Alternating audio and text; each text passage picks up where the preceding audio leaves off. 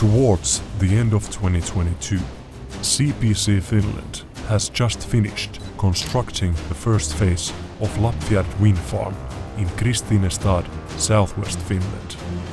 The site consists of 31 Vestas V162 6.2 MW wind turbines, with a tip height of 230 meters, making it the first large-scale Inventus 6.2 platform project in Finland. The total capacity of the wind farm is 192 megawatts.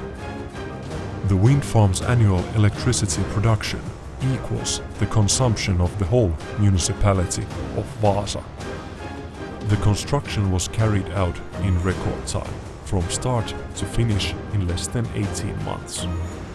A big thank you to our project partners Vestas, Suvik, Hitachi, Veo and Maanrakennus Hautala.